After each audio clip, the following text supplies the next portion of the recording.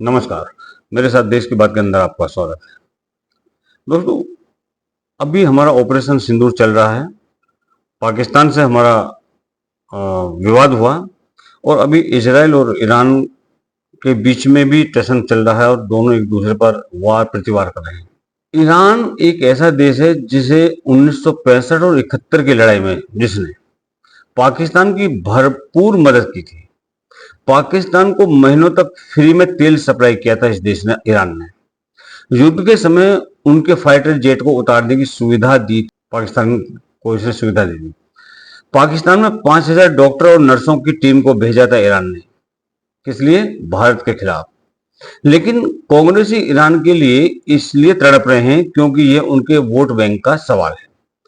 इन लोगों से देश को कोई मतलब, देश का इनसे कोई मतलब नहीं, इनको देश से कोई मतलब नहीं है। देखिए, कांग्रेस के पवन खेड़ा हैं, उन्होंने एक अखबार में एक अपना वक्तव्य दिया है, पढ़िएगा थोड़ा उसको क्या है। दूसरा, अभी हमारे यहाँ पर जो ये एयर क्रैश हुआ है एयर इंडिया का, इस विमान जो दुर्घटना हुई है इसके पीछे मूल कारण वामपंथी जज है। विमान रखरखाव में तुर्की की कंपनी का फेवर करने वाले जज सोमशेखर सुंदरसन। जी हाँ, जब भारत और पाकिस्तान के बीच तनाव चल रहा था, ऑपरेशन सिंदूर के दौरान ये मांग उठी कि तुर्की की कंपनी सिलेबी, जो कि एयर इंडिया की मेंटेनेंस का काम करती है, इसे फौरन काम से हटाया जाए। उस वक्त तुर्की के सामानों का बहिष्कार का भी एक दौर चला, लेकिन तब यह मामला मुंबई हाई कोर्ट में गया और जज सोमशेखर ने तुर्की की कंपनी सिलेबी को क्लीन चिट देते हुए कहा कि वो एयर इंडिया के विमानों की मेंटेनेंस को जारी रखेगी। अब सवाल यह है कि आखिर ये सोमशेखर सुंदरसन हैं कौन, इनका अतीत क्या है? तो इनका अतीत ऐसा है कि कभी ये सुंदरसन साहब पत्रकार हुआ करते थे। इन्होंने पत्रकार बनने के बाद जे सागर एसोसिएट्स नामक एक लॉ फर्म में काम किया। अपनी पहली नियुक्ति से पहले तक सुंदरसन कॉर्पोरेट दिवाला और परिसमापन पर भारतीय दिवाला और दिवालियापन बोर्ड की सलाहकार समिति में कार्यरत थे। यह निर्मा यूनिवर्सिटी के इंस्टीट्यूट ऑफ लॉ में बोर्ड ऑफ स्टडीज के भी सदस्य थे। अब बताइए, एक पत्रकार, प्राइवेट फर्मों में नौकरी करने वाले आदमी इस देश में सीधे हाई कोर्ट के जज बना दिए जाते थे और उनको पावर इतनी कि सीधे राष्ट्रपति से जवाब तलब करें। संसद के लिए बनाए, संसद के जो कानून बने हुए उनको ठेंगा दिखाते हैं ये लोग। वहां रे लोकतंत्र, वहां रे संविधान। क्या यही कारण है कि बॉम्बे हाई कोर्ट से लगातार विवादित फैसले आ रहे हैं? जितने भी फैसले बॉम्बे हाई कोर्ट से आते हैं वो सारे के सारे विवादों से भरे होते हैं। जब कोलेजियम ने जज सोमशेखर की सिफारिश की थी तो केंद्र सरकार ने 2 साल तक आपत्तियां जताई और विरोध किया, लेकिन आखिरकार कोलेजियम की जिद के सामने सरकार मान गई, जिसका खामियाजा 241 यात्रियों को अपनी जान देकर के चुकाना पड़ा।